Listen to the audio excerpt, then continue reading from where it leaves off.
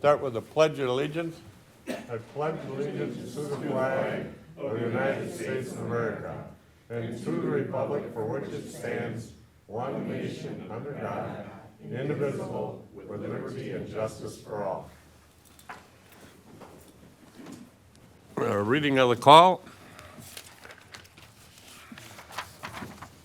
Dear Supervisor, please be advised that the Trumbull County Board of Supervisors will meet at 7 p.m. on May 19th, 2025 in the county boardroom.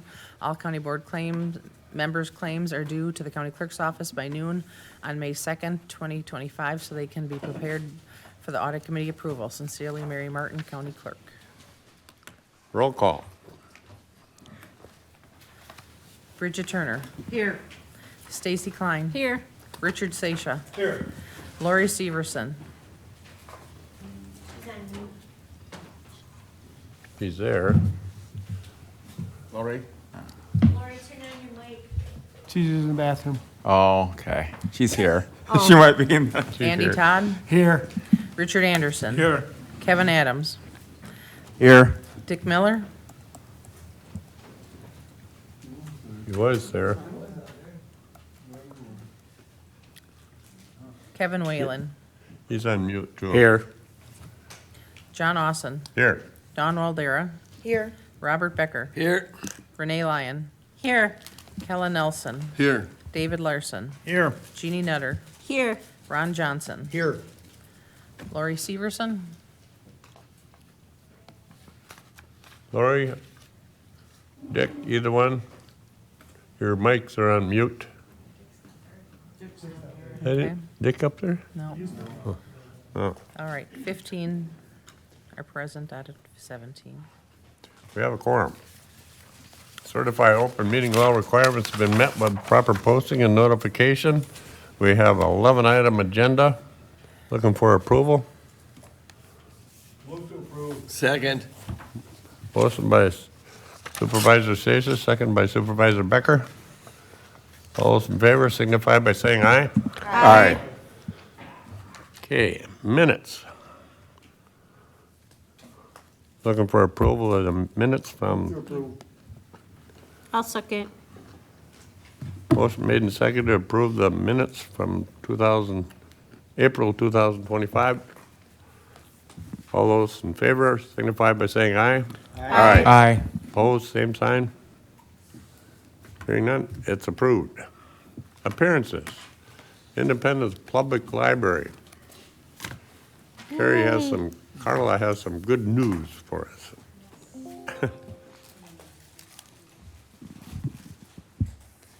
All right, I'm Kayla Matheson from the City of Independence Public Library. In your packets last week, there was an invitation to come to our site dedication on June 7th, which is during the Independence Days Festival. But I wanted to come in person and invite you and also tell you how this new building is coming to be.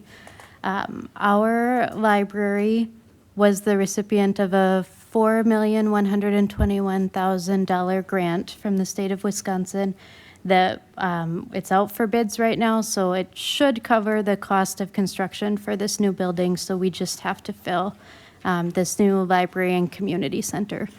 So as the grant application came out last year, we put together a panel of community members. We did community listening sessions, and we looked at what the state of Wisconsin was trying to do with this flexible facilities program, which was to expand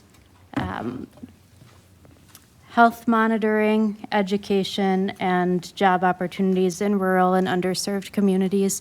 And this is the tail end of all of the COVID relief money. So they were really hoping to direct it towards communities that were disproportionately impacted by COVID-19. So we put together a plan for a community center that would house the library. So the library is kind of the central focal point of this building. And then it also brings with the Food Pantry of Independence. Right now, there are 3 groups that do food pantries of some extent. The city has a pantry with shelf-stable canned products. Our Lions Club and Feed My People work together to do a pop-up once a month. And then Western Dairyland also has some funding to do a food pantry through the school. So we're hoping to kind of unite those efforts into a food pantry that's available every day, year-round, with fresh and frozen food for people in our community. We also put in 3 classroom spaces for an after-school youth center because we all know that there's quite a few kids that don't have very much to do after school. That was some of the feedback we got from a lot of school staff, that if the kids aren't interested in sports, there isn't really anything in Independence for them to do. So we put together this plan, waited a couple of really agonizing months, and in October, we were awarded the grant. We spent our winter designing our building, putting together our plans, and now it is out. We're just waiting for our final bids to come through, and we're really looking forward to building this. We think it will be just over a year of construction, and we'll be moving in towards the start of the 2026 school year. So we're building right on the edge of Four Seasons Park, if you know where that is in Independence. It's the largest city park. It's about 40 acres with a campground, kayak landing, walking trails down there. So I think it will be a really great location to have a stronger city presence and be able to bring more people down into that park outside of sporting events. I also brought a couple of comically oversized renderings that I got back from the printer. So, I'll just set that aside. Oh, nice. So as we've designed this building, we've really tried to keep the natural beauty of the park. So we're looking at wood siding with kind of some metal that will reflect the leaves and the greenery in the park and just become a natural addition to the park after we're built. So if you have any questions, please let me know. Otherwise, we really hope that you can join us in June as we celebrate this with our community, and now that we have more tangible things to show, and it's really starting to feel real when construction is going to be beginning in the next month or two. Any questions from the committee? I just, oh, I'm sorry. Thank you very much for the presentation here and applying for the grant, because I know, especially in a rural area, I hate to say, and I see this a lot, sometimes the bigger cities get it first. I know it's technically unrelated, but Arcadia Planting applied for a grant. I don't know if that covered at least some of the funding for their street reconstruction too. So I'm surprised that both communities received it pleasantly surprised. Thank you. I'm just very excited for the library. I was at our library in Strum this morning. Yeah. And it felt like I was home. I mean, there was grandmas in there with their kids and reading books, and one of our assembly legislators was there. You could just sit and talk with him and have coffee. Libraries are just such amazing places. So I'm so happy you guys are going to be doing this. Thank you. Yeah, we're excited I too. think they are getting, and one of the points is that they will have solar panels on the ceiling, on the roofs, Yes, so that all their energy should be solar, that they would need. yes. It better be, that's what we say. That's what I've been telling him. Yes, we are planning to completely solarify our building. The Whitehall Library last week finished installation on their solar panels, so the Whitehall Library was able to add all of the solar panels to their library completely through grant funding, and that's something that we plan to be able to do at our library as well. That's through our partnership with Winding Rivers, all of the libraries together.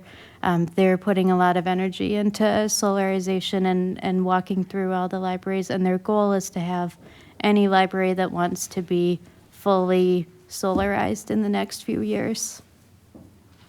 Cool. Kayla, how much do you anticipate will need to be fundraised for funding? I know that the grant is supposed to cover the building, but Yeah. are there additional costs, any changes to staffing needed? We did. Our fundraising is going to be, we set a goal of 500,000. The shelving is the biggest piece of the puzzle. We know from similar libraries that have just ended up building, we're probably looking at $250,000 to $300,000 worth of shelving to be able to do that. So shelving, furniture are the big picture things. But from day-to-day operations, there's grant funding available to cover any of our increased needs.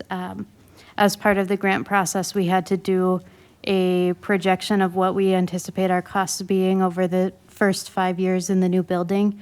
So looking at our anticipated operations in 2027, they're only $3,000 higher than what we're anticipating for running our library this year in 2025. So we'll see some savings in some of the areas and some increased costs in other areas, but it's really not a huge impact to our library's needs at all. Any other questions? Any other questions, all? Not, thank you, Kayla. Thank you. Thank you. Good luck. We have Dick and Lori and Dick are, I see they're there, but you're on mute, so you missed roll call. Can you testify that you're, yep, okay. I'm here.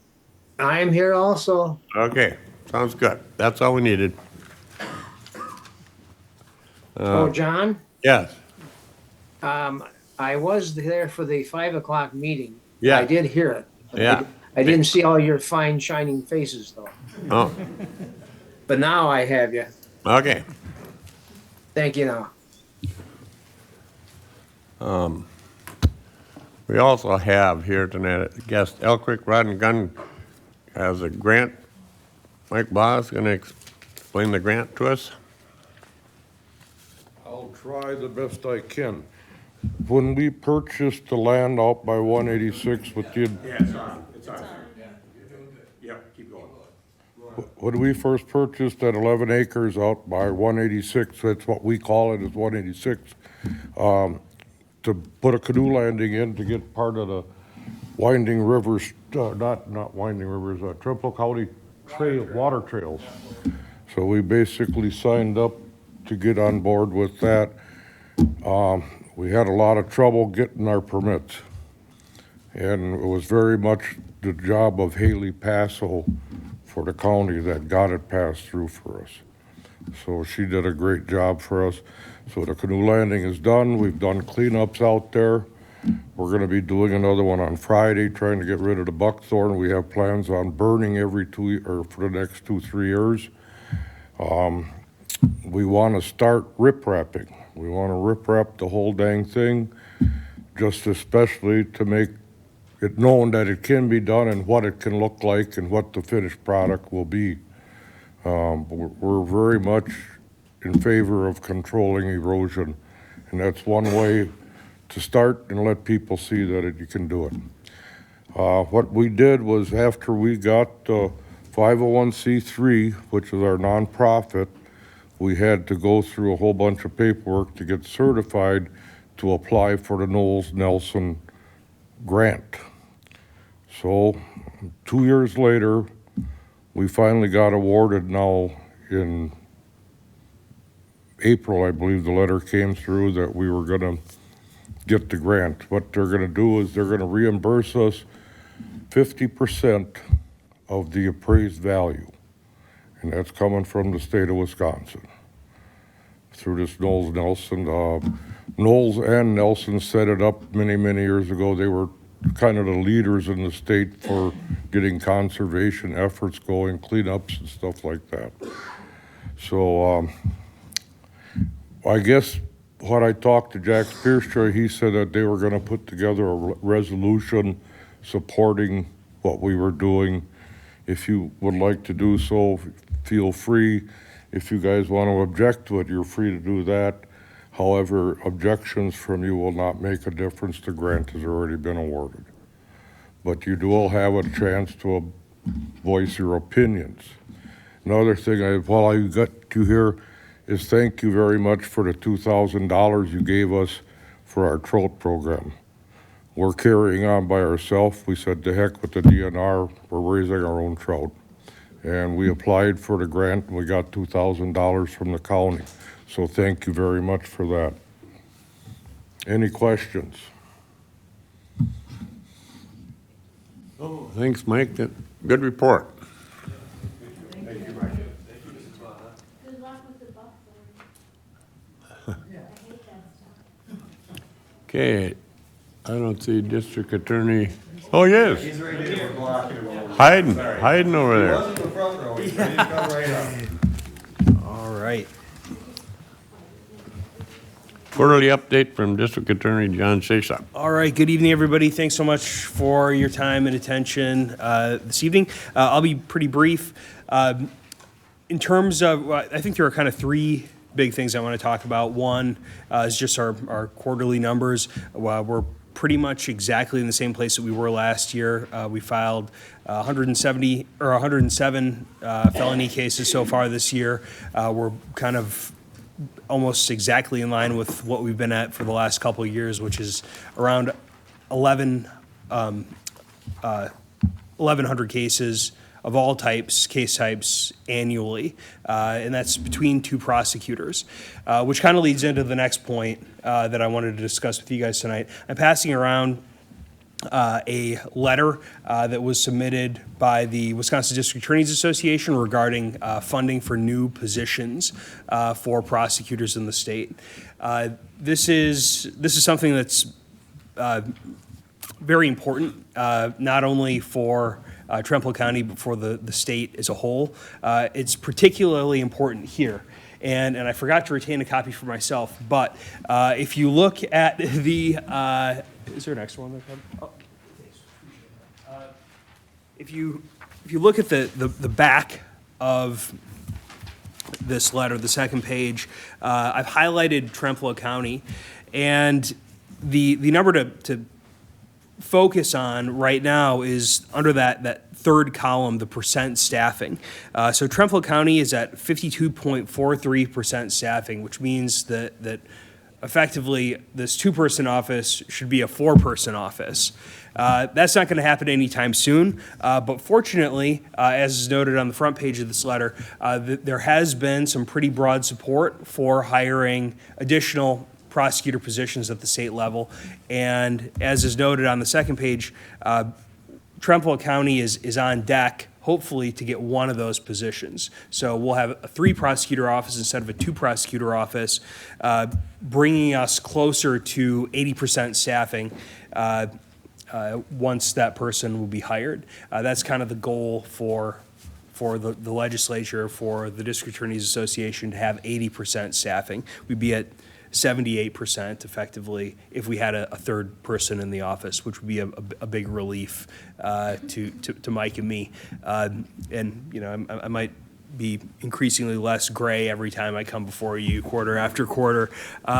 So this is big news. The District Attorneys Association wasn't initially going to push for additional positions. They wanted to kind of fight for the part-time positions that they have now and kind of make those full-time positions. And they weren't going to ask for new spots. So we would have been out in the cold for another 2 years.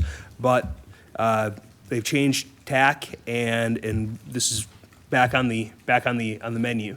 So hopefully this goes through. It sounds like there is an appetite for these positions in the state legislature and in the governor's budget. So fingers crossed, sometime in the next year or so, we'll get approved for another ADA position, which will be a big help.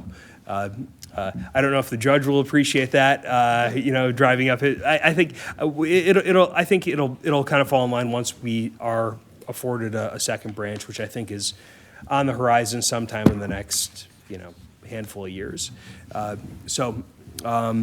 That's a big thing. And then finally, since last I gave an update, my office has been in contact with the School of Social Work at the University of Wisconsin-Eau Claire, and we're very grateful to have been selected or approved for placement of a social work student as an intern in the office to focus on the issue of truancy. For years, I've kind of been coming to you guys and talking about how my great concern for truancy in the county and how it's kind of a hot potato that nobody really wants to deal with, and even if somebody wants to make a concerted effort at dealing with it, it's a thorny problem with a lot of causes, and it's difficult to find a solution. So hopefully, by kind of enlisting a young, energetic social worker or social work student who's going to collaborate with DHS and my office and schools. We'll be able to kind of get more of a foothold on the issue and hopefully kind of figure out some processes, some best practices, if you will, to kind of make to address the problem in the community. So those are the three things I want to chat with you guys about. If anyone has any questions, I'm happy to take those at this time. Any questions for the DA? Are you saying, John, that truancy is up, maybe? Are you It's seeing? I can't say definitively this year, but it has been historically, and since COVID, it's been a big problem, and I think it's kind of masked in different ways, but it's a big problem. There are a lot of kids who are not going to school, who are kind of falling between the cracks, and I think after COVID, a lot of kids figured out, like, hey, nothing really happens if I don't go to school, and if they don't have, parents who are forcing them into the car to go to school, it's kind of tough to physically compel a kid to go to school if they really are dead set against it. So, yeah, I don't know exactly where the numbers are at, but they've been up since COVID, and it's always it's a perennial kind of problem for the schools. Mr. D, is there any way, at least when I was younger, I'm not that old, but I'm probably old enough to remember where more parents were willing to, like mine, force their kids to go? How do you hold the parents accountable nowadays, too? Yeah, it's tough. It's tough. There is a contributing to truancy statute that some counties have deployed kind of on parents. It's a criminal offense to contribute to truancy.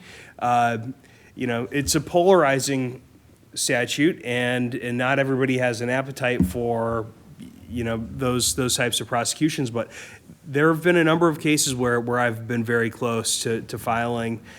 Fortunately, I think after a conversation or two where parents were made aware of the existence of the statute and their potential liability, they kind of changed course a little bit, and I didn't have to pull the trigger on charging that. But that's out there. That's about the only way to hold a parent accountable for contributing to truancy. And I don't want to throw all parents under the bus either. It can be difficult. If you have a 13, 14-year-old, if it's a single mom who's dealing with effectively a full-grown man, she's not able to just like put the kid in the back seat of the car and well, hey, to her credit.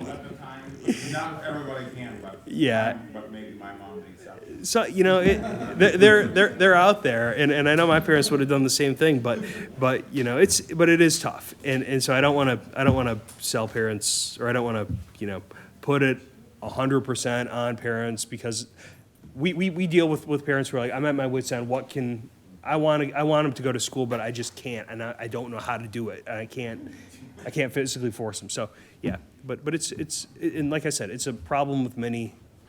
It's a problem with kind of many causes. So. Okay, thank you, John. All right, thanks, everybody. Have a good evening. Administrative update from our administrator, Rebecca. Hi, good evening. It's good to see everyone. That was, I just wanted to thank Attorney Phillips. It was a great session earlier. So I'm just I planned on being quick tonight because of the longer time period that you've all been there. And I just wanted to give you an update on our meeting that is planned for Thursday with our representatives. And so we have Representative Pronczynski, Phelps, and Doyle, and our state senators Pfaff and Smith, that are all going to be at our Trempealeau County Government Center at the same time, Thursday at 11 o'clock. We are noticing this as a meeting because I'd love to have all of you there and attending this. The overall mission of this, or goal of this, is to build relationships, right? And to make sure that each one of our representatives knows who we are and knows Trempealeau County, and that we are at the top of their list when they're thinking of all the various things that they have to plan for in this upcoming budget, in that what we talk to them about, they're thinking about as they make their plans for this budget piece. Growing together in partnership with the state, working with all of the leaders at the state, and when I say we, department heads are planning this event, and they thought it was important to have our state leaders come out and make sure that they're aware of what we're doing in rural America, rural Wisconsin, and again, that we're working together. And I think that just really works well with what WCA is talking about with this session as well, and how our budgeting is a partnership, because when we do well, the state does well, and vice versa. So that's an important message. So we're going to highlight the great things we're doing, our areas of need, ways that we think we can work together, and then a little bit of question time, and then we're going to do a tour of the facility, the new part, as well as quick walkthrough on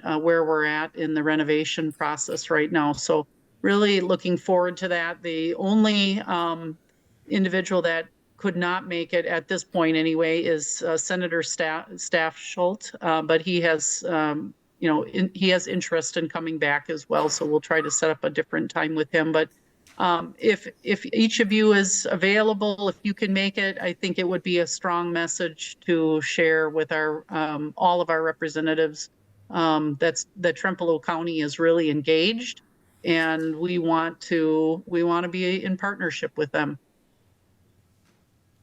That's all I have for tonight. Anything anybody has? I did send you an email update. If you do have further questions, please always feel free to contact me. Rebecca, Yes.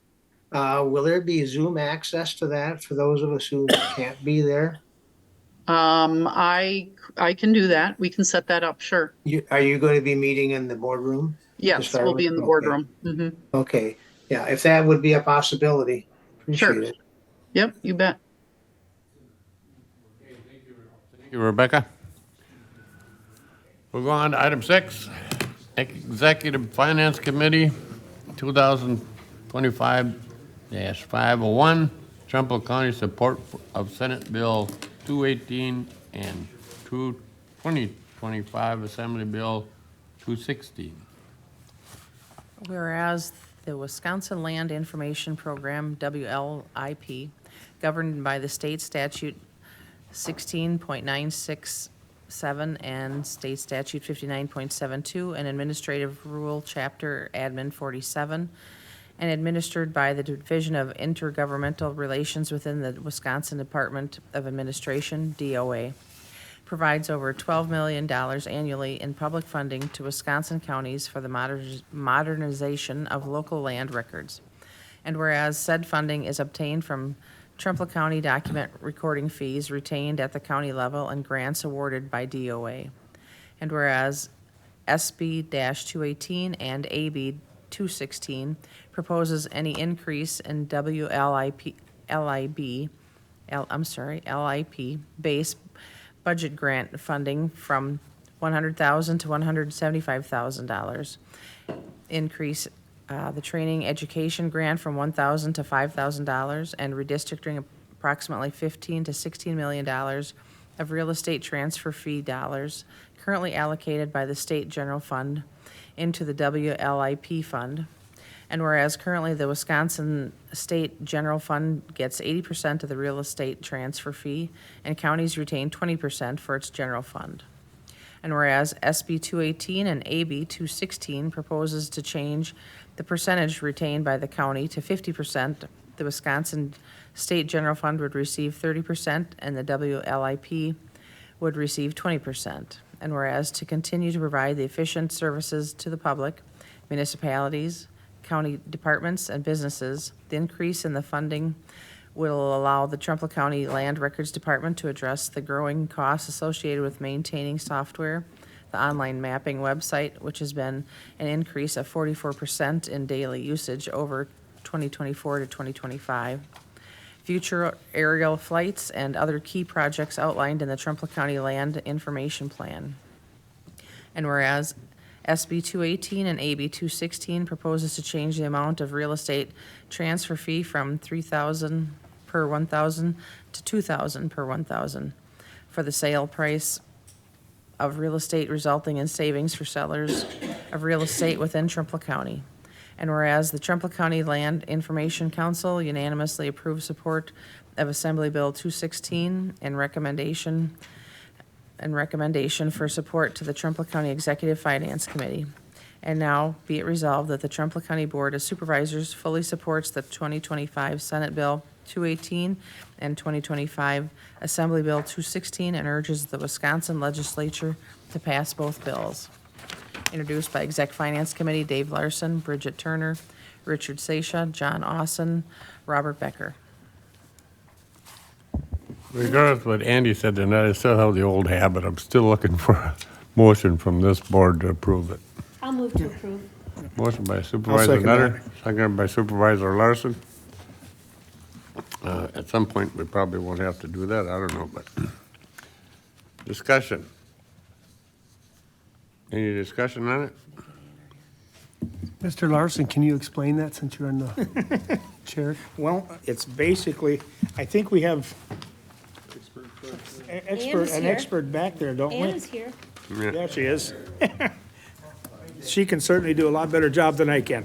What's that? Well, I'll start by saying Nick is on the WLIA board, the Wisconsin Land Information Association Board, and he's the chair of the legislative committee. So he's been working very hard on this.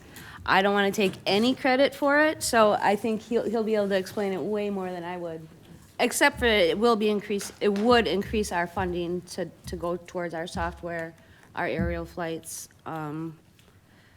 There's always something. Hardware, equipment, and our website that we host. And Nick can. All right, first I want to say thank you to Exec Finance for allowing us to bring this resolution forward and supporting it to the full county board. Before the meeting, I passed out a pie chart for you guys all to take a look at and kind of see what we're trying to achieve here. And again, this is all based on the 2024 real estate sales within Trempealeau County. So the first pie chart there shows last year, the value in real estate sales that we had in the county was $203,663,600. So roughly at the $3 per thousand, Trempealeau County was able to retain to the general fund $121,958.16. The other part went to the state general fund. So in that model, 80% goes to the state general fund, 20% stays within the county, right to the county general fund. Why we're taking this approach with it this way in this legislative session, last year in the legislative session, we were looking at the approach of increasing the recording fee to record a document from $30 up to $45 and changing the percentage of what the county and the WLIP retains at the county level and what goes to the state. We were met with some resistance within the Assembly Housing and Real Estate Committee from the Realtors Association. Their advocacy is reducing costs for first-time home buyers, and that's where the proposal came from, reducing the transfer fee amount from $3 per thousand to $2 per thousand. So the chair of the Housing and Real Estate Committee, Representative Brooks, he met with us and representatives from the Realtors Association last summer to try to think of new ways to accomplish what both sides were. And that's where we led with the bill right now, AB 216, SB 218. And that is to not raise the cost of a recording document, but get money back from the state through the transfer return fund, because that money is not allocated anywhere at the state. It just sits in the state general purpose fund and gets used for any other types of programs. So when you look at the second pie graph, if basing the numbers off of 2024 and going down to $2 per thousand. Roughly, the blue side there, the county general would increase to $203,263.60. So that's roughly about $81,000 plus dollars that is going to be an increase to the county general fund that the county can reallocate to another program. You could assist the WLIP program within the county if you want, but it's going to be an increase of money to the county general fund. And then roughly through our WLIP, redistributed back to the county plus an increase in the base budget grant, we're looking at roughly about $116,400 more money that we could retain here at the county instead of being spent somewhere else at the state. So that is kind of a win that we're trying to make that approach of getting the best for both worlds, trying to decrease costs for home buyers and sellers, and also being able to keep up with the expectations that are on all of us in land information with the data and services that we provide out of our department. I want to share with you guys on that other page, last week Thursday, I actually went and did a testimony on behalf of Trempealeau County to the Housing and Real Estate Committee in the Assembly. We had our first hearing on this, and I just want to highlight some stats that I gave them. In the fourth paragraph down, through our new website software, we can compute savings and users and other things. And from June of 2023 to June of 2024, we average about 2,274 users per day on our county land information website. Since then, our daily average has gone up to 3,262 users per day. So that's about a 44% increase, and which is amazing when you think about it. And we have the ability of looking of the times of the day our website is being used. And surprisingly enough, a lot of it is in the evening. It's not necessarily during the day when you have banking institutions, title companies, law firms that are looking for that data. We're thinking homeowners and the such at night at home researching either their property or other property. So it's an important thing for us to be able to keep up with those expectations without coming back to this board and asking for levy dollars, because the levy dollars for this board only go so far. And in my 22 years here, we really don't ask for any levy dollars for any of our programs and what we do in our department, separate of our wages and office supplies and stuff. So, and then I highlighted that in the next paragraph, that between 2020 and 2024, out of our WLIP within Trempealeau County, we spent almost $800,000, and that was all non-levy dollars. That was all money that we generated back through the program, which is a lot of money, but we need to keep up with meeting with those demands and expectations. So when I did this testimony here, people that were there with me, I caught the ear of legislators. They really perked up in their chairs when they heard directly from a county, not a lobbyist or anybody else, and with some numbers and factual statements behind it. So I would appreciate your guys' support and hope that if this resolution, if you guys pass it, you guys forward this on to the respective committees in the Senate and Assembly, along with the governor's office. We do have conversations right now going on with the governor's office. They're in support. He has in his budget bill, not for this part, but to increase the recording fee. And we know it's dead on arrival with the Realtors Association. But they are concerned for whatever reason about ARPA dollars. We don't know why. Our lobbyist, WCA's lobbyist, is trying to find out why, but they're in support of this, and the only thing that it might do is just delay the implementation if it passes at the state level. But I guess I'm open to any questions if anybody's got any.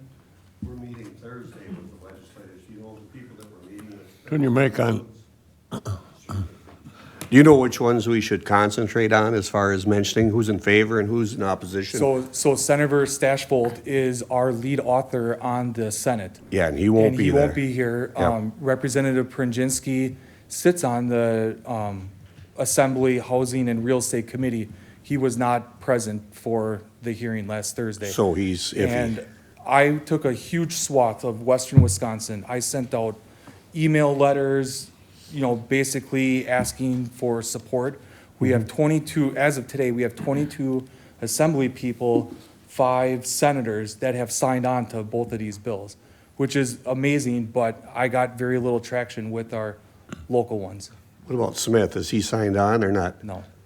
So we can concentrate on Smith. And you can concentrate on him. We're kind of thinking on the Democrat side, there's a little bit of politics being played because Okay. of the hesitation from the governor's office right now.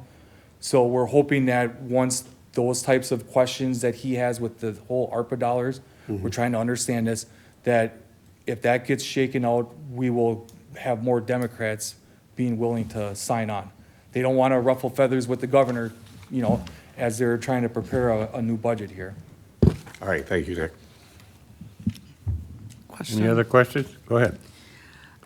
Nick, I know when exec finance met and we had discussed, and there was a recommendation that came out of exec finance, that in this resolution that we include the numbers with the amount of users that are hitting. Is there a reason that that did not come into play with this? It's a long resolution, for one thing. We did include that in there. If you look at Which, the 1, 2, 3, 4, 5, 6, the 6 whereas, what's in parentheses, which has seen an increase of 44%. percentage? Yeah. We were kind of struggling with So you how thought to that make would it clean flow it up a better. little bit and shorten it and still make a Yeah. point? Okay, Yeah. thank you. Thank you. Thank you, Nick. Are you gonna, I just have a quick question. You and Ann, will you be here on Thursday when the representatives are here? Yes. Oh, good, okay, I don't know if I'll be in the room. I don't think it's just department heads, but. okay. I think you could probably come. Okay. Any other I'll questions? invite you. You'll talk to your boss. But I Yep. mean, this goes back to what Becky was saying in her report about, we got to do more advocacy from rural counties. The state can't all be about the Dane, Milwaukee, and Brown counties. We got to push from us rural counties too. I know it's kind of related, like I said earlier, with other grants, we've been left behind. I sing hope because with the library and what the city of Arcadia is doing, maybe the more rural areas are starting to get more traction. Maybe those two are a start to changing that around, hopefully. Thank you. Okay, any other questions? Hearing none, we did have, I do have a question, I'm sorry. oh, go ahead. Do you have any idea? Put your mic on. Are other counties doing the similar thing, asking their boards to support this bill? I put it out there as being the legislative chair and a board member for WLA, probably the first one right now. We're just kind of waiting to see. Okay. Yeah, it's really up to the people in Ann's position at the counties to make that push. Okay, I'm just making the push on my own. right. Because I Good see for the you. importance of Okay. it. It totally makes sense. We should support this bill. Okay. Motion made and seconded to support the bill. Do we need a roll call on this? Ready for the vote? Roll call. David Larson. Yes. Jeannie Netter. Yes. Ron Johnson. Yes. Bridget Turner. Yes. Stacy Klein. Yes. Richard Sasha. Yes. Lori Severson. Yes. Andy Todd. Yes. Richard Anderson. Yes. Kevin Adams. Yes. Dick Miller. Yes. Kevin Whalen. Yes. John Austin. Yeah. Don Waldera. Yes. Robert Becker. Yes. Renee Lyon. Yes. Kellen Nelson. Yes. 17-0. It passes 17-0. Thank you, everyone. Okay. Okay. Item 2, confirming and ratifying the authority of Council of Trempealeau County to add additional defendants to the opioid settlement. This is a long one. Yeah, you have it. I suppose we have to read it just so the public can hear it, but. Whereas the Trempealeau County Board of Supervisors previously authorized Trempealeau County, hereby the county, hereafter the county, to enter into an engagement agreement with Von Brazen and Roper, SC, Kroger, Dickinson LLC, and Simmons Hanley Conroy LLC, parentheses, the law firms, to pursue litigation against manufacturers, distributors, and retailers, among others, of opioid pharmaceuticals, the opioid defendants, in an effort to hold opioid defendants responsible for the opioid epidemic in the county's communities. Whereas on behalf of the county, the law firms filed a lawsuit against the opioid defendants. Whereas the law firms filed similar lawsuits on behalf of 66 other Wisconsin counties, and all Wisconsin cases were coordinated with thousands of other lawsuits filed against the same or substantially similar parties as the opioid defendants in the Northern District of Ohio, captioned in RE Opioid Litigation MDL 2804, the litigation. Whereas 4 additional Wisconsin counties, Milwaukee, Dane, Waukesha, and Walworth, hired separate counsel and joined the litigation. Whereas since the inception of the litigation, the law firms have coordinated with counsel from around the country, including counsel from Milwaukee, Dane, Waukesha, and Walworth counties, to prepare the county's case for trial and engage in settlement discussions with the opioid defendants. Whereas to date, through nationwide settlements, the law firms have achieved considerable success on behalf of the county in holding the opioid defendants responsible for their role in creating or maintaining the opioid epidemic. Whereas through the course of ongoing discovery and investigation concerning the opioid epidemic and parties potentially responsible therefore, it was determined and meritorious opioid-related claims exist against additional parties, including but not limited to entities listed on the Exhibit A hereto, and that they should be added as defendants in the litigation. Whereas the engagement agreement with the law firms provides, depending upon the results of initial investigations of the facts and circumstances surrounding the potential claims, there may be additional parties sought to be responsible.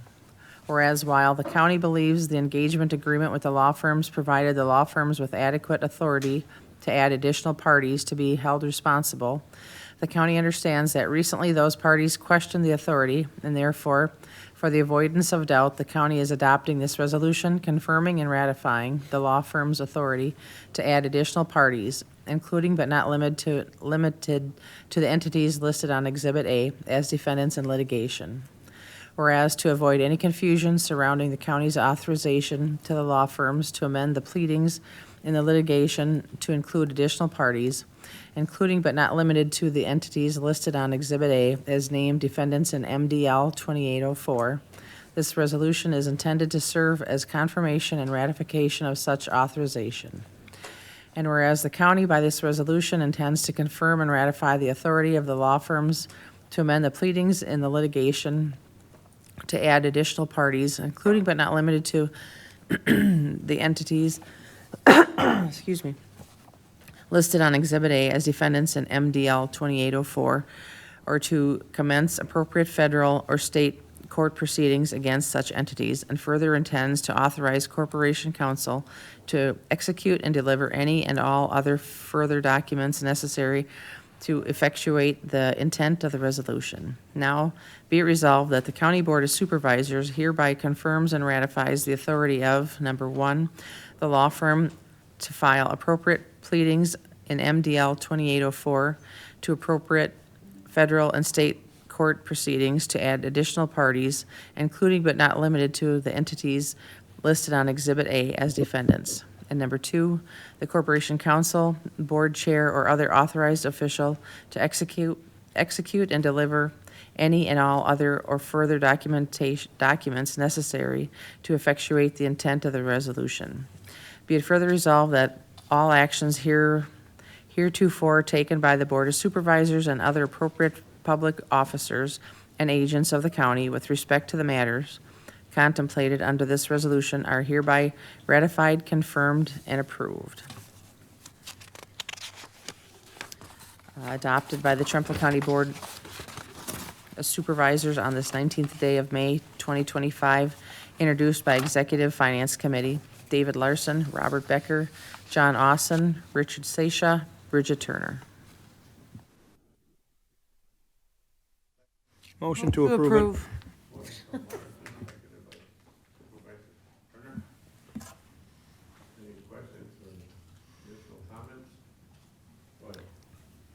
I just have a quick question, just to see if a typo.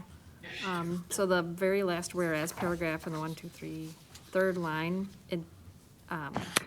Mary read it as in entities, and then this says entitles. Is it? It should be entities listed on Exhibit A. Okay, thank you. Okay. Is it correct on there? I didn't see it. Where is it? It's fine, it's right. Okay. Okay, we have a motion and a second. Want to call the roll? Just if I could, Mr. Some maybe didn't hear it. We just had an exec finance a few minutes ago that approved this to bring it forward because of the urgency of it. It's basically just adding some litigants to what we already have been participating in is all it really amounts to, unless Susan has more to add. If I may. Just to reiterate, this was something that I received the Tuesday after our Executive Finance Committee, so with a request to move this forward, bring it this month to the full board.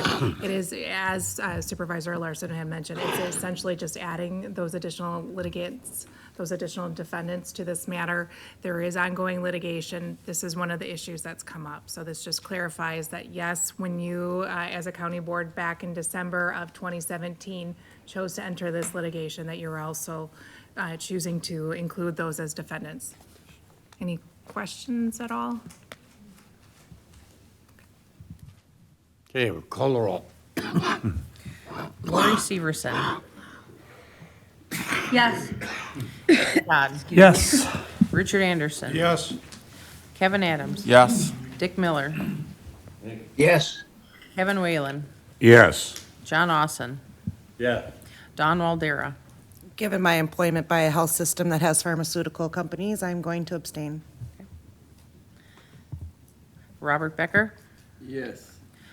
Renee Lyon. Yes. Kellen Nelson. Yes. David Larson. Yes. Jeannie Nutter. Yes. Ron Johnson. Yes.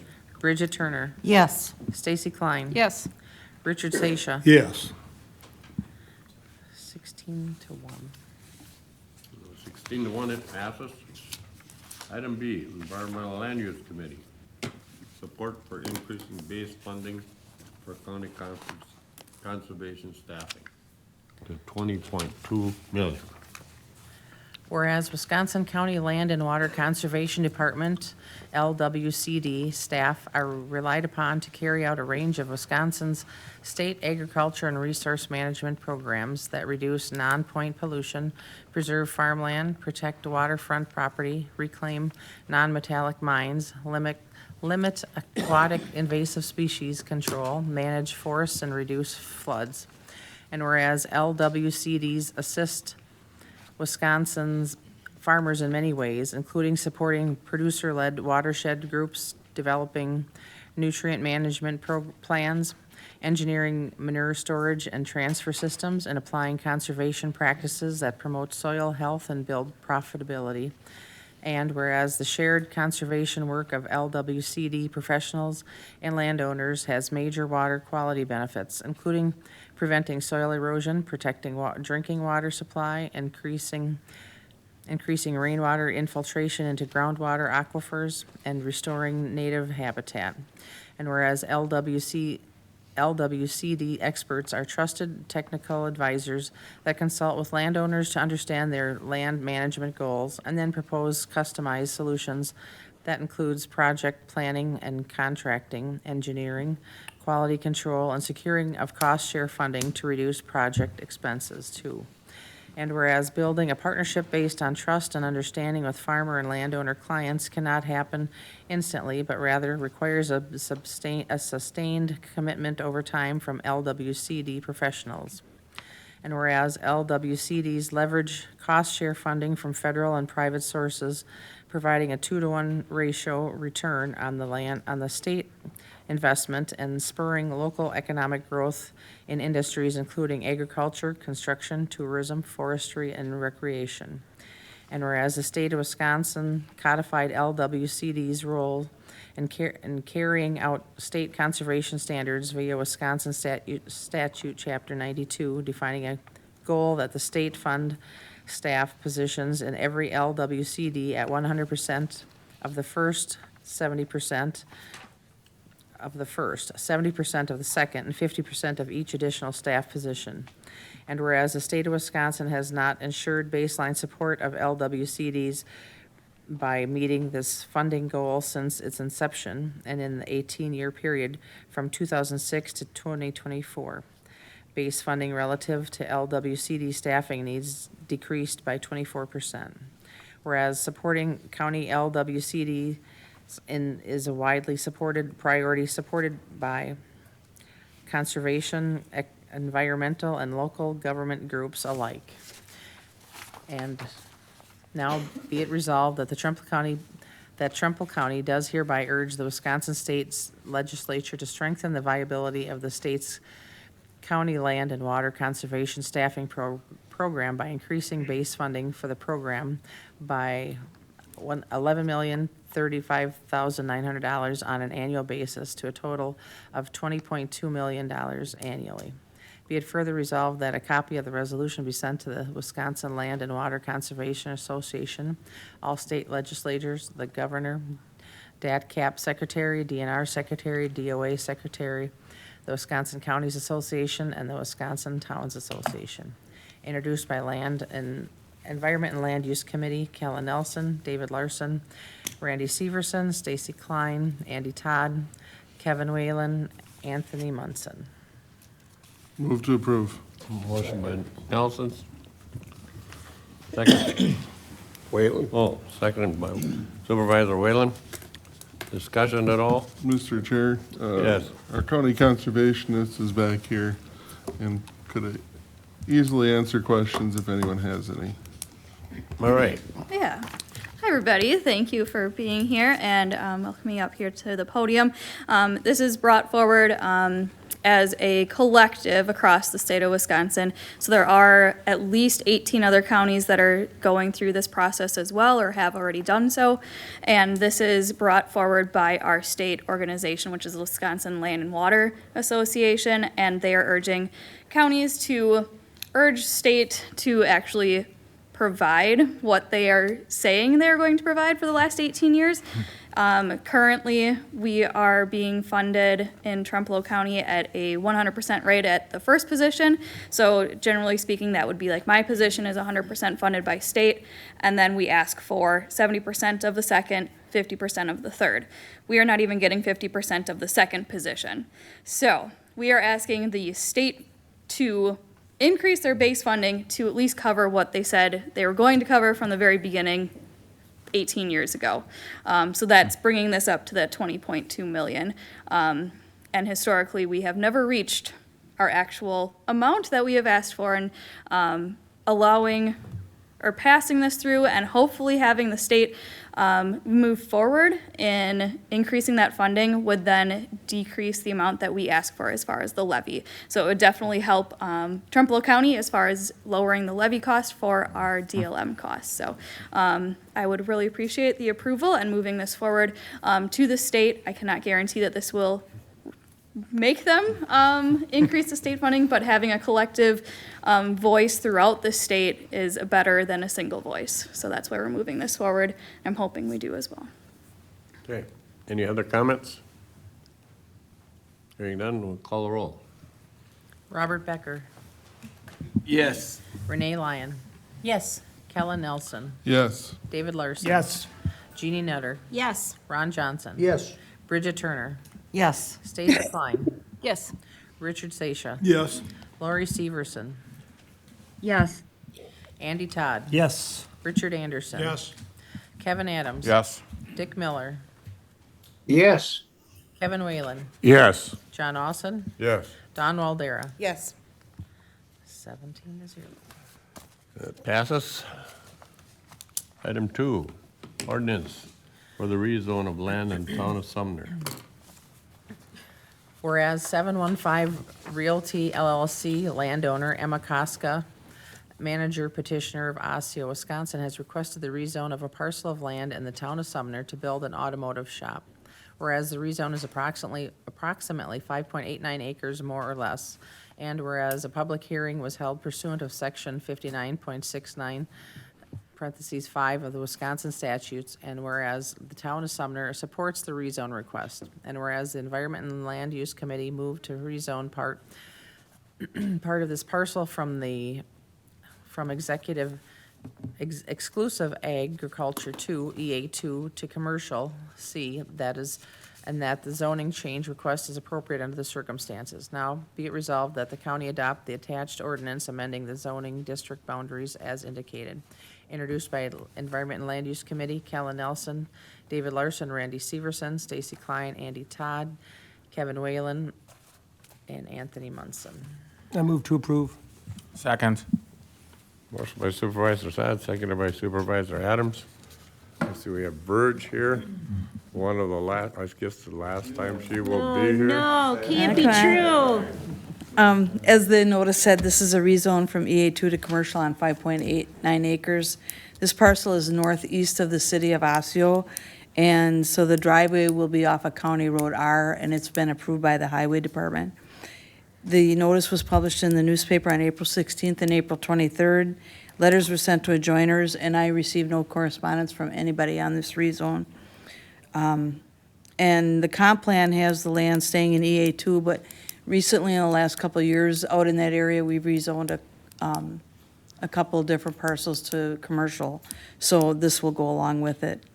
So, anyone have any questions? Did the town of Sumner go with it? Yes, we have a Okay. letter from the town. They Okay. approved it. Sounds good. Want to call the roll? Renee Lyon. Yes.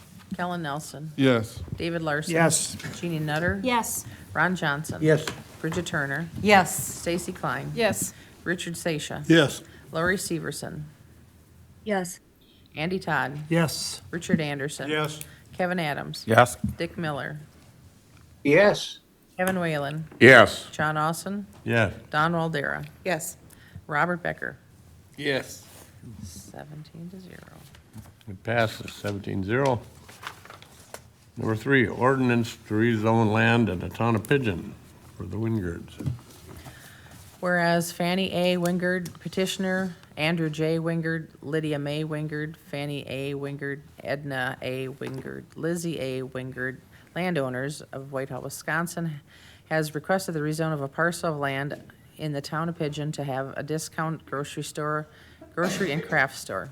Whereas the rezone is approximately 1 acre more or less, and whereas a public hearing was held pursuant of section 59.69 parentheses 5 of the Wisconsin statutes, and whereas the town of Pigeon supports the rezone request, and whereas the Environment and Land Use Committee moved to rezone part of this parcel from exclusive agriculture 2, EA2, to commercial C, and that the zoning change request is appropriate under the circumstances.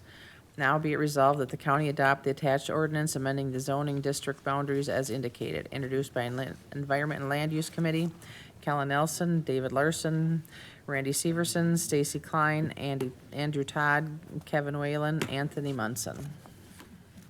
Move to approve? Motion by Nelson, Supervisor Nelson. Motion by Supervisor, or seconded by Supervisor Nutter. Any questions at all? Did you want to explain this one? I think you did. Yeah. This is your last chance. Sad. Ooh, Audie. Before you retire. Retire from here, not retire from everything. This is a rezone on 1 acre, as the notice said, for a discount grocery and craft store. Letters were sent to all adjoiners, and it was published in the newspaper, and we did have a couple gentlemen that showed up to the meeting. And basically, their concerns were about an easement that has no bearing on this rezone whatsoever, because the town road, Haug Road is going to be the entrance for that store. And so that easement did not affect it at all.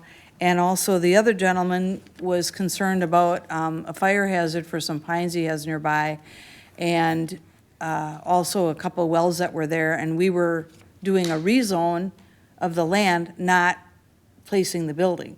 And so they were told that. And then the day after the meeting, I did get another email from Bill Jarowski, and he wrote, Virginette, I just learned of a request by the Wingers for a land use change. I'm not sure what was talked about at yesterday's meeting, but I need to ask if there was a traffic study done. I don't believe this is feasible location because of the narrow dead-end road that leads to their property. I know I'm a day late in asking a question, but I hope you consider this request because it's not going to be good for the neighbors if this land use change is adopted. So then I answered him, Bill, thank you for your email. The Environment and Land Use Committee met yesterday and held the public hearing for a rezone where testimony was allowed. Therefore, this will not be entered into that meeting public record. No traffic study was done. Wingards indicated at yesterday's meeting that the driveway access is going to be off Haug Road. Please let me know if you have any further concerns. And then he answered me back, Verge, thanks for your reply. The conversation changes if it's off Haug Road.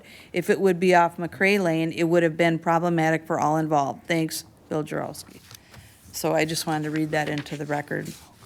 And we got a letter from the town. They were okay with it, and our committee approved it unanimously. So that's all I have for you, unless you have questions. Okay, no. Any other questions? None? Okay, call a roll. Jeannie Nutter. Yes. Ron Johnson. Yes. Bridget Turner. Yes. Stacy Klein. Yes. Richard Sasha. Yes. Lori Severson. Yes. Andy Todd. Yes. Richard Anderson. Yes. Kevin Adams. Yes. Dick Miller. Yes. Kevin Whalen. Yes. John Austin. Yes. Don Waldera. Yes. Robert Becker. Nicely done, Virg. We'll miss you. Yes. Renee Lyon. Yes. Kellen Nelson. Yes. David Larson. Yes. 17-0. Okay, item C, Parks and Tourism and Economic Development Committee, support for the Knowles Nelson Stewardship Program and consideration for funding reallocation. Whereas the Wisconsin State Legislature created the Knowles Nelson Stewardship Program in 1989 to preserve natural areas, protect water quality, and expand outdoor recreation opportunities. And whereas the program has funded land acquisition and development projects benefiting local governments, nonprofit organizations, and communities across Wisconsin. And whereas the counties across the state have expressed formal support for the continuation of the program and recognize its value in promoting conservation and economic development. And whereas recent findings highlight the importance of evaluating how stewardship funds are allocated to ensure they meet evolving regional and environmental needs. Now be it resolved that the Trumpealeau County Board of Supervisors supports the reauthorization and continued funding of the Knowles Nelson Stewardship Program and encourage the state of Wisconsin to explore appropriate reallocation of funds to enhance equity, access, and impact across the state, introduced by the Parks, Tourism, and Economic Development Committee. Lori Severson, Renee Lyon, Kevin Whalen, Kevin Adams, Richard Anderson, Buzz Sorgi. Move to approve. Motion by Supervisor Nelson, second by Supervisor Anderson. Any questions at all? How much are they applying for? What is this grant? Jack is here. I see Jack. He knows Jack. We got Jack. Yeah, so we can get to the authorizing funding stuff on the next resolution. But this is kind of, the counties are trying to support Knowles Nelson to keep it where it's at. I was recent on April 23rd, I went to the Capitol and was able to speak with our legislators, with the organization I'm a part of, Wisconsin Park and Rec Association, and was informed that the Knowles Nelson is kind of a hot topic right now in the state budget, as well as a lot of other things.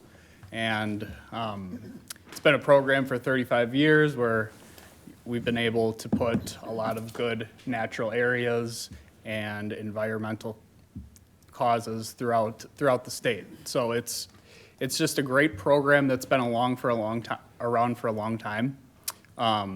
So we're doing what we can as an organization, and myself with Trempealeau County is saying this needs to be supported. And there was also talks about reallocating funding around those Nelson, so you can serve the most needed areas where there's applications and the most dollars are being asked for. So this is kind of what this resolution is about, and I can get into some more of the funding details with the next one. Okay, thanks, Jack. Any other questions? Hearing none, call the roll. Stacy Klein, Yes. Richard Sasha. Yes. Lori Severson, Yes. Andy Todd, Yes. Richard Anderson. Yes. Kevin Adams, Yes. Dick Miller, Yes. Kevin Whalen, Yes. John Austin, Yes. Dawn Waldera, Yes. Robert Becker, Yes. Renee Lyon, Yes. Kellen Nelson, Yes. David Larson. Yes. Jeannie Nutter, Yes. Ron Johnson. Yes. Bridget Turner, Yes. 17-0. Passes. Item 2, authorizing Trumbull County to apply for Knowles Nelson grant funding for Petrick Park Natural Play Area.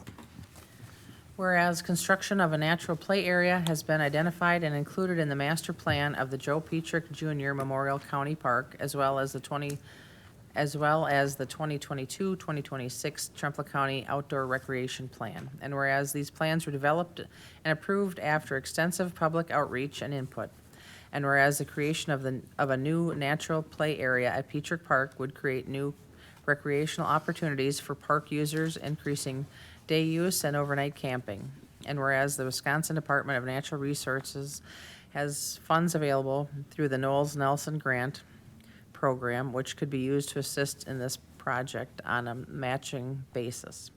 Now be it resolved that the park staff is authorized to apply for the Knowles Nelson Grant, and the county administrator is authorized to execute grant documents and sign other documentation as requested by DNR should the grant request be approved, and that the county board chair shall be authorized to sign the attached DNR standard authorizing resolution introduced by Parks, Tourism, and Economic Development, Lori Severson, Renee Lyon, Kevin Whalen, Kevin Adams, Richard Anderson, Buzz Sorgi. Move to approve. Second. Motion by Waldera, seconded by, oh, No, motion by Lyon. Lyon? Oh, motion by Whalen? By Oh, Renee. Who was the second? Well, I think Kevin was before me. Okay. Seconded by Supervisor Adams. Okay. Shoot your one. Yeah, yep. So this is basically what we need to be able to apply for the grant.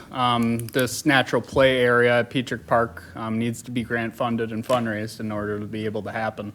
Have a small department, not even a department quite yet. So just being able to have some dollars that aren't in our tight budget will be a key factor in us being able to do this.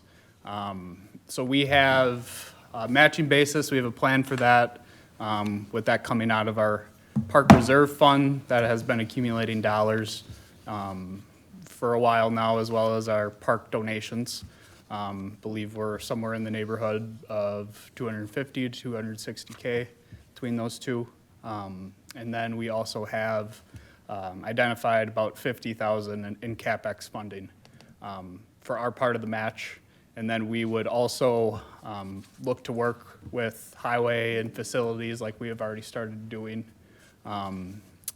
in regards to forced account stuff and having projects designated so we can get that dollar number down. So that's all kind of in the grant stuff that was sent off on May 1 for the deadline.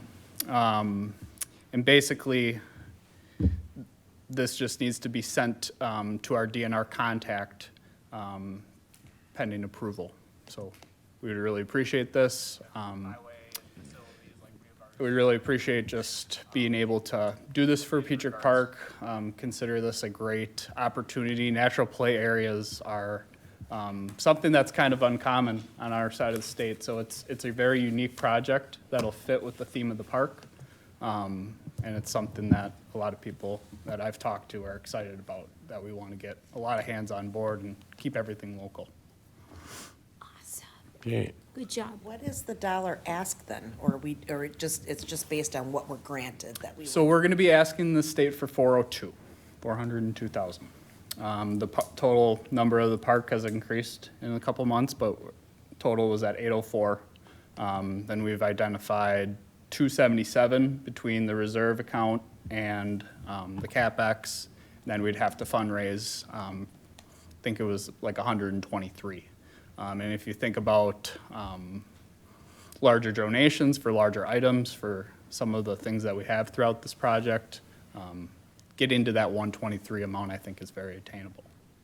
Thank you. Any other questions?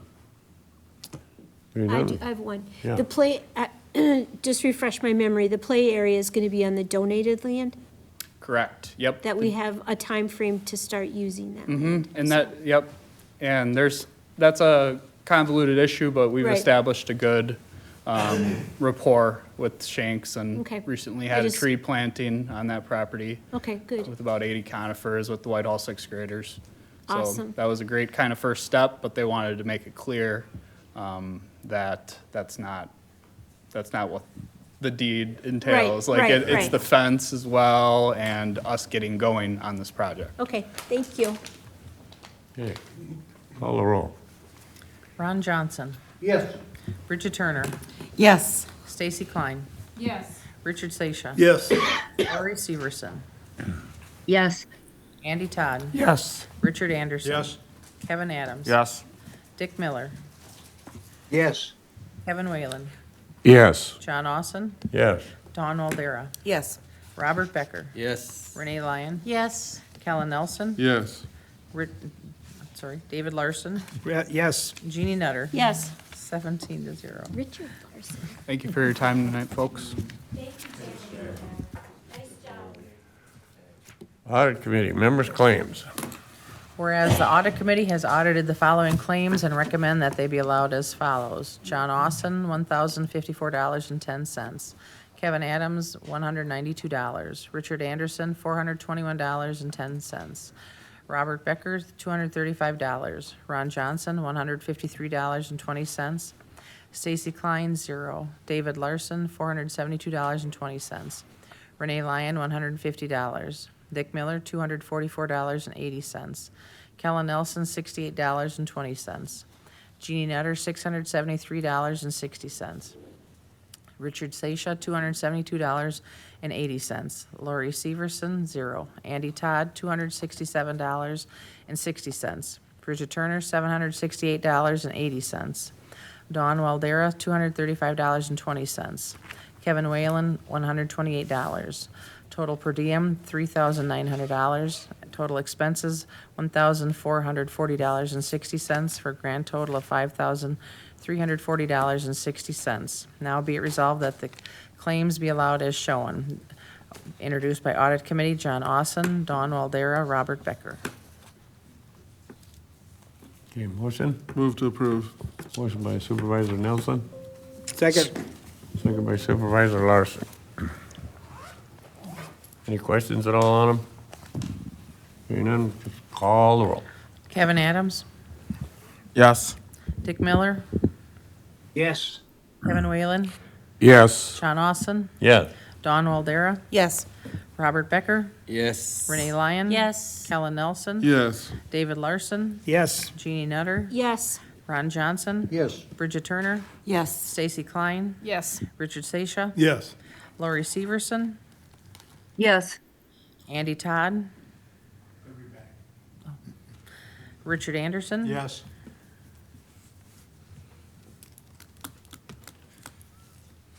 We can go Do we on. want to wait? We can go on. We can go on.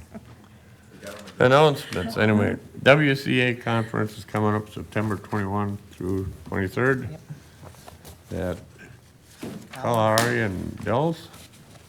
And then we've been talking about this for a while now, changing the coroner to medical examiner. So I appointed an ad hoc committee to kind of research it. By the way, did you want to approve the? Members. Yes. Members' claims. Thank Okay. you. To change the coroner position to a medical examiner, and I appointed a committee of Dick Miller, Richard Seisha, and Renee Lyon to kind of, probably just take a couple meetings is all it'll take to research it. There's quite a bit of research on it already, so I'd like to get that taken care of as soon as possible. Appointment of live pack producer for land use, Randy Severson for a 2-year term. Does that have to be approved? It does, actually, Rebecca needs to make the, Okay. Rebecca, you got something to say? Yes. Yes, I received both recommendations for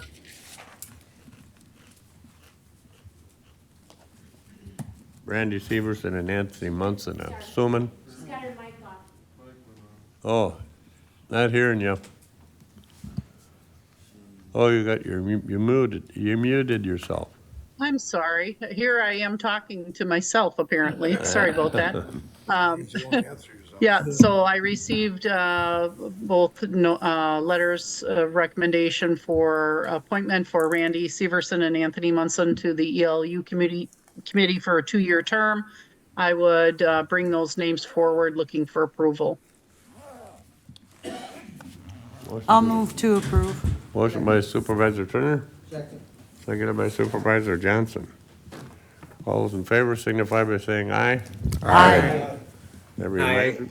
I didn't call for the vote on my ad hoc committee, so looking for approval to look at that 3-member committee. I move to approve. Motion by Supervisor Nutter, Second. seconded by Supervisor Adams. All those in favor signify by saying aye. Aye. Aye. Aye. Thank you. That covers that. Executive, it should be in your deal, budget update for sales tax and I know it's there somewhere. Well, I don't have it on mine. It ain't mine, but it's, These are the packets electronic. okay. It should be in your packet. Correspondence, does anybody have correspondence? Rebecca, did you have correspondence? I do not. Okay. So, looking for a motion, item 10, instruct the clerk to pay mileage and per diem. Move to approve. I'll Motion second. by Supervisor Turner, second by Supervisor Waldera. Call the roll. Bridget Turner, Yes. Stacy Klein, Yes. Richard Seisha. Yes. Lori Severson, Yes. Andy Todd, Yes. Richard Anderson. Yes. Kevin Adams, Yes. Dick Miller, Yes. Kevin Whalen, Yes. John Austin, Yes. Dawn Waldera, Yes. Robert Becker. Yes. Renee Lyon, Yes. Kellen Nelson. yes. David Larson. Yes. Jeannie Nutter. Yes. Ron Johnson. Yes. 17-0. Next meeting is scheduled for June 16th Was that for one meeting? at 7 PM. Is it worth mentioning that we didn't get the financials? Mr. Chair, I Yeah, have a question. Did the first meeting qualify as a separate meeting? I had Yeah. so we're paying for per diem for 2 meetings? Yeah. And mileage Mileage once? for one. Okay. Why can't we just pay for one? yeah, Yep. she just, No. no. Mary Martin? Do we have to give you a registration for the conference? Yes, please. Okay. You saved me a good hour Where on are my we, life. where are we staying?